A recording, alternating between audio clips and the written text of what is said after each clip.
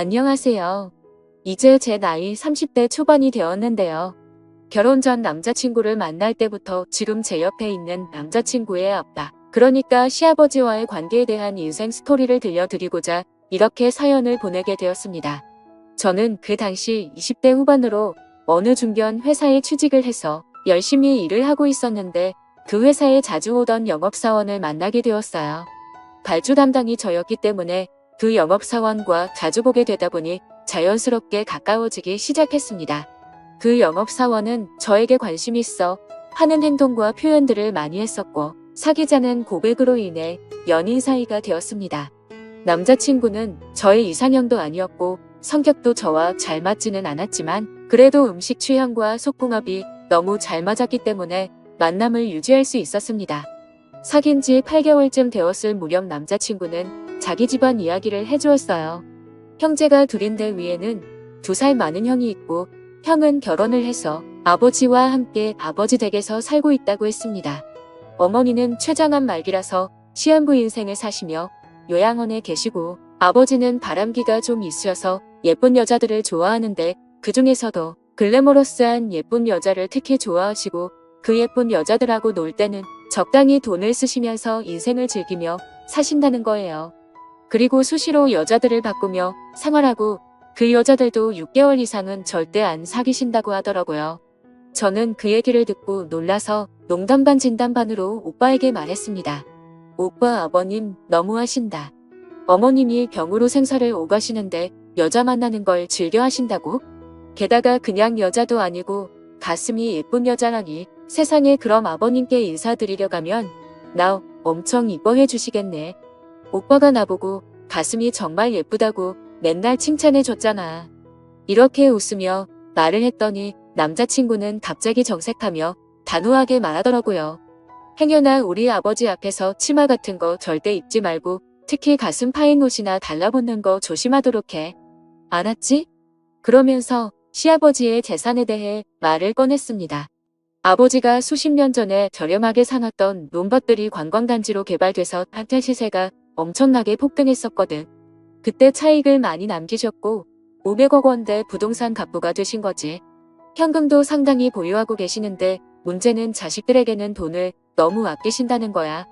경제적 지원도 자식들 학비랑 결혼까지만 지원해 주시고 그 이후에는 자식들이 알아서 해야 한다고 아예 돈을 주지 않겠다고 선포하셨어. 저는 남자친구의 말을 듣고 머릿속으로 생각을 했습니다. 저희 집은 너무 가난했기 때문에 남자친구가 썩 마음에 들지 않았지만 남자친구 아버지의 재산에 큰 관심이 생기는 겁니다.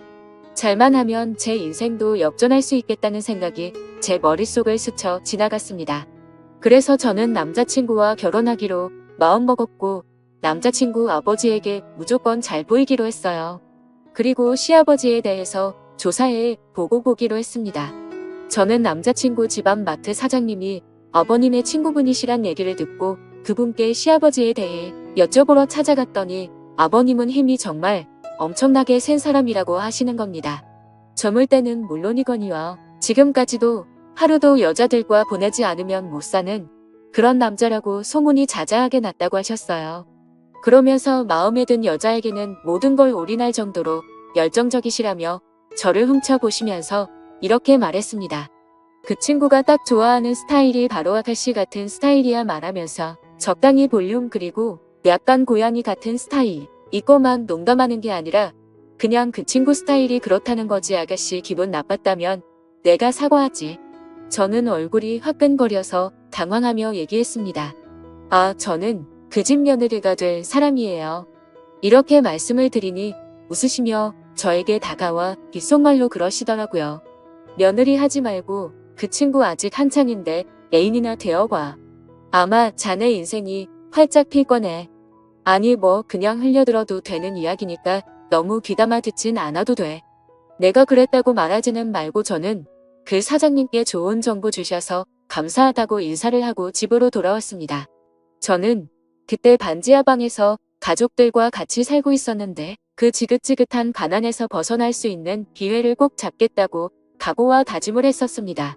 이렇게 저는 예비 시아버지에 대한 조사를 완벽하게 마쳤습니다. 적을 알아야 승리한다는 말이 있듯이 저는 저의 계획대로 시아버지의 며느리가 되었다가 시아버지 옆자리로 가서 재산을 가져야겠다는 생각을 했습니다.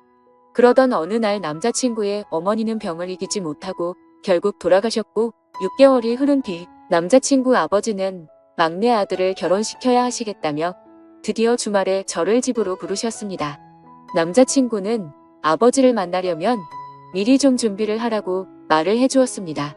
저는 기다리고 기다리던 저의 계획을 실행시키기 위해서 준비를 철저히 했습니다. 헤어스타일과 옷을 시아버지께서 좋아하시는 대로 꾸미고 일주일 내내 피부 관리도 했어요. 모든 것은 시아버지께서 좋아하는 걸로 완벽히 준비를 끝마쳤습니다. 남자친구는 만약이라도 시아버지께서 저를 보고 싫다고 하며 결혼은 절대 못할 거라고 말을 해주었고 아버지의 성격은 한 번 아니면 아닌 사람이라고 하며 집의 모든 재산을 다 쥐고 계시기 때문에 집에서는 최고 권력자이고 왕이라고 했습니다. 저도 예비 시아버지 눈에 못 들면 저의 계획도 수포로 돌아가기 때문에 저는 날마다 긴장 속에서 결전의 날을 기다렸습니다. 시아버지를 만나는 날까지 남자친구와 외박도 절대 하지 않았습니다. 드디어 그날이 다가왔고 저는 남자친구와 차를 타고 집으로 갔는데 딱 봐도 부촌 같은 동네였고 외곽 한적한 곳에 있었는데 집은 3층 집이었고 어마어마하게 크더군요. 큰 며느리와 예비 시아버지 그리고 큰아들이 마당에 나와서 저를 기다리고 계셨습니다. 시아버지는 마음에 안 들면 아예 인사도 안 하고 대화도 안 나누고 그냥 집으로 돌아가라고 하신다는 말에 너무 긴장이 되었습니다. 저는 차에서 내려 예비 시아버님께 최대한 상냥하게 연습한 대로 애교 섞이고 귀여운 목소리로 인사를 드렸어요. 안녕하세요. 아버님 처음 뵙겠습니다. 박지민이라고 합니다. 이렇게 인사를 드렸더니 잠시 정적이 흘렀고 그 짧은 순간에도 실수한 게 있나 머릿속이 바빴습니다. 너무 목소리 크고 높았나 괜히 코맹맹이 소리로 말했나 그냥 여성스럽게 말할 걸 마음에 안 드셔서 그냥 들어가 버리시며 어쩌지 바로 그때 시아버지는 뜻밖에도 두 손으로 제 손을 덥석 잡으시면서 환하게 미소를 지으며 말씀하셨습니다. 어서 와요. 오느라 고생이 많았어요.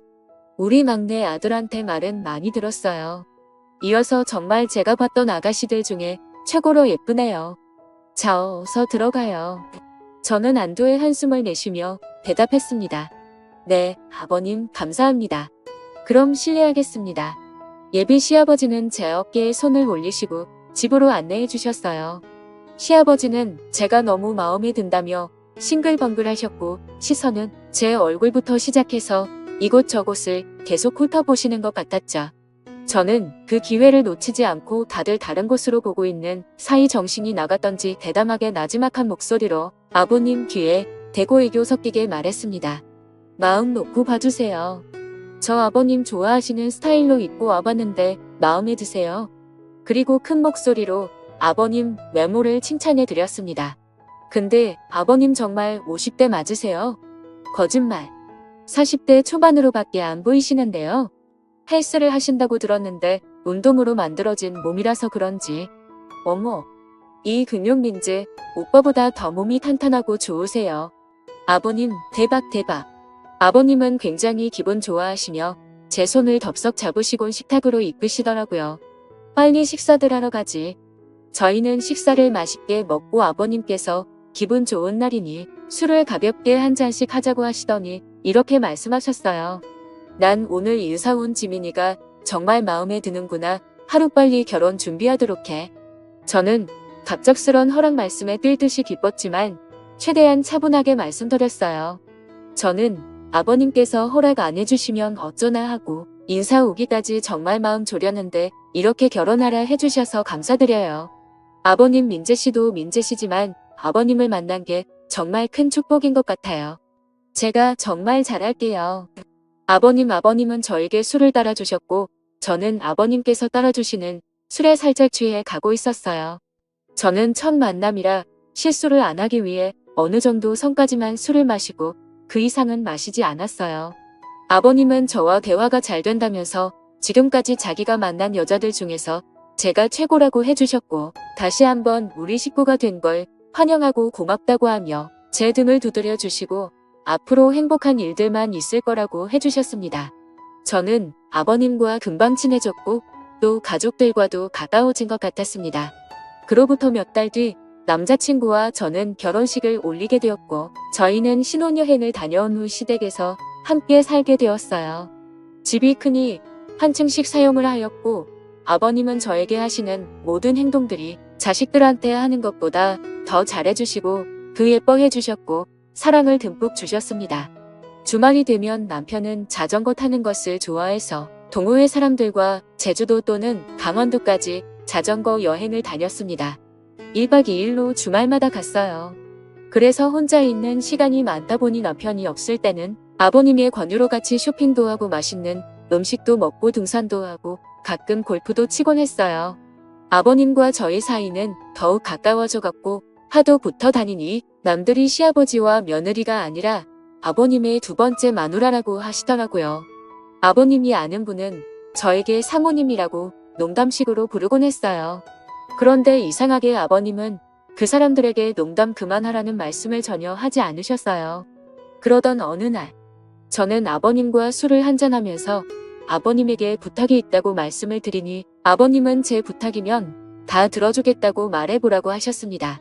저 아버님 사실 요즘 너무 행복한데 마음 한구석은 항상 친정 식구들 걱정이 되거든요.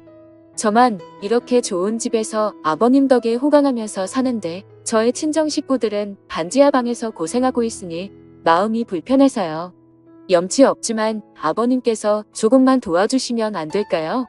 이런 말씀 드려서 죄송해요 아버님. 이렇게 애교 섞인 목소리로 부탁을 드렸더니 아버님은 기다렸다는 듯이 말씀하시더라고요. 그래 우리 며느리 걱정이 많았지. 안 그래도 다 끝내놓고 깜짝 선물로 너한테 말해주려고 했었다. 착한 우리 며느리가 친정 걱정을 왜 안 하겠나 싶어서 내가 준비 다 해뒀지. 이미 40평대 아파트로 준비를 다 해놨고 지금 살림살이 넣고 있으니 다음 주에 사돈어른과 동생들이 이사만 하시면 되겠구나.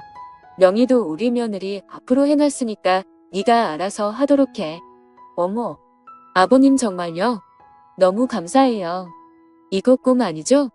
저는 아버님이 너무 감사해서 저도 모르게 울면서 아버님 품에 안겨버리고 말았고 아버님은 뭘 그런 거 가지고 우냐면서 저를 꽉 안아주시며 토닥여 주시는데 아버님의 품은 너무 따뜻했습니다. 저는 이때다 싶어 아버님께 애교 섞인 말로 얘기했습니다. 아버님 이제 다른 여자들 안 만나시면 안 돼요. 그 대신 제가 아버님께서 원하시는 대로 다 해드릴게요. 아버님은 저만 보셨으면 좋겠거든요. 아버님은 웃으시면서 제 머리를 쓰다듬으시며 말씀하셨어요. 다른 여자들 만나서 즐기는 재미로 사는데 우리 예쁜 며느리가 그 빈자리 채워준다는데 한번 생각해봐야지. 그리고 아버님은 그 이상의 선을 넘지 않고 금단의 선을 잘 지키셨습니다. 아주 멋진 아버님이셨어요. 다음날 부모님께 이사갈 준비하면 안 된다고 자초지장을 말했더니 울먹이시며 고맙다고 하셨습니다. 그때 전화기가 울리는데 강원도로 자전거 여행을 갔던 남편의 동호회 회장님의 번호였고 바로 전화를 받으니 남편이 자전거를 타다가 뒤에서 오는 1톤 트럭과 부딪혀 지금 병원에서 사경을 헤매고 있다는 것이었습니다. 저는 충격 속에 울며 아버님께 전화를 드렸고 함께 차를 타고 강원도로 급히 올라가 병원에 도착하니 이미 남편은 하늘나라로 떠나버리고 말았더라고요.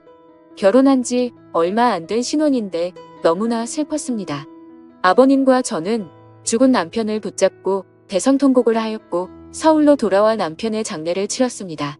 저는 30대 초반의 젊은 나이에 혼자가 되어버리고 말았습니다. 막상 남편이 너무 일찍 저 세상으로 가버려서인지 저는 이제 어떻게 살아야 할지 막막하더라고요. 그 순간에도 제가 세웠던 계획에 차질이 생기지 않을까 하는 못된 걱정도 들었어요. 아버님께서 갑자기 제가 마음에 안 든다며 집에서 나가라고 하실지도 모르고 빈털터리로 쫓겨날 것 같았습니다. 남편은 가진 돈도 별로 없었기 때문에 당장은 아버님 댁에서 살 수밖에 없었거든요. 그때 아버님은 저를 부르시더니 이렇게 말씀하셨어요. 내 남편은 널 놔두고 하늘로 갔지만 이제부터 내가 너의 남편 역할을 할 테니 이 집을 절대 나가지 말고 여기서 나랑 같이 살도록 하자. 저는 제가 하고 싶었던 말을 아버님께서 말씀해 주셔서 안도하며 그 말씀을 듣자마자 아버님 품에 안기면서 얘기했습니다. 어머, 아버님, 너무 감사해요. 제가 잘할게요. 아버님, 지금 살고 있는 집은 큰아들에게 주고 다른 집이 하나 있으니 그곳에 가서 같이 살자고 했습니다. 그렇게 남편이 죽고 1년이 지난 후에 아버님과 함께 새로운 집으로 이사를 가게 되었죠. 그 집은 지금 살고 있는 집보다 비교가 안 될 정도로 더 크고 웅장한 집이었습니다. 아버님은 이미 저하고 살 수 있도록 저에게 맞게 인테리어와 가구를 해놓으셨더라고요. 저에게 선물로 주는 거라고 하셨고 이 집에서 같이 잘 살아보자고 하셨습니다. 아버님은 남편이 죽고 2년 동안 서로 조심하였고 그냥 며느리와 시아버지 그 이상에서는 절대 넘지를 않았습니다. 그게 하늘로 간 남편에 대한 마지막 예의라고 생각했기 때문입니다. 1년이 조금 지난 어느 날 아버님 술을 한잔하며 앞으로의 계획에 대해 이야기를 하게 되었는데 이런저런 이야기를 하며 술을 한 잔 두 잔 마시다 보니 살짝 취기가 올라왔습니다. 그렇게 저와 아버님은 시아버지와 며느리의 사이를 넘어서 남자와 여자의 그런 사이가 되어버리고 말았습니다. 아버님은 갑자기 저를 쳐다보더니 잠시 정적이 흘렀습니다. 그 침묵 속에서 제가 먼저 속마음을 말씀드렸어요. 아버님을 앞으로 한 남자로 아버님만 바라보고 사랑할 거예요. 이제부터 시아버지 말고 제 남자가 되어주세요. 그래 주실 거죠? 그러자 아버님이 미소 지으시며 말씀하시더라고요. 내가 원했던 게 바로 그거야. 나도 평생 너 하나만을 바라보고 사랑해 줄 거다. 전에 만나던 주변 여자들은 예전에 다 정리했으니까 걱정 말고 나도 이제는 너만 볼 거야. 그럼 저 이제부터 오빠라고 부를래요. 오빠라고 불러드린다고 하니 아버님은 너무나 좋아하시더라고요. 제가 30대 초반이고 오빠는 50대 중반이니 나이 차이는 22살밖에 차이 나지 않으니 딱 좋았어요. 오빠는 저에게 그냥 자기야 라고 부르겠다고 하길래 저는 이름을 몇 년간 계속 불렀으니 이제부터 자기야 라고 불러달라고 했습니다. 그랬더니 아주 스윗하게 불러주더라고요.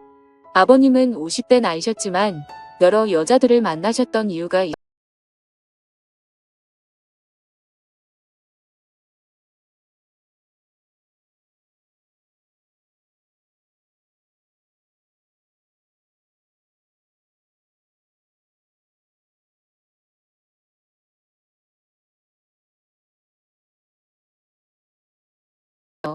자상함과 배려, 그리고 가장 중요한 것까지 모든 부분에서 저를 만족시켜 주셨어요.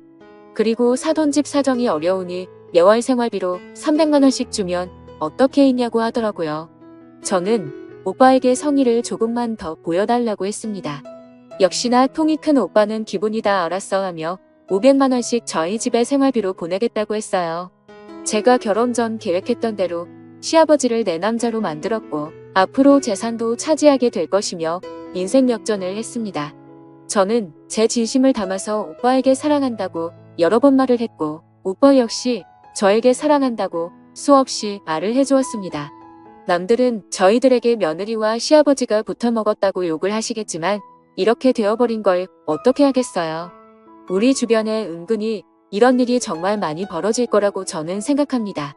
여러분들도 이해해 주시길 바라요. 그리고 다시는 지하 단칸방 삶을 살아가고 싶진 않은 제 마음도 알아주세요. 오빠와 저는 이왕 이렇게 된 거 행복하게 잘 살아볼 테니 욕보다는 응원 말씀 부탁드려요. 제 사연을 읽어주셔서 감사합니다. 오늘의 사연은 여기까지입니다. 구독과 좋아요, 알림 설정 부탁드립니다.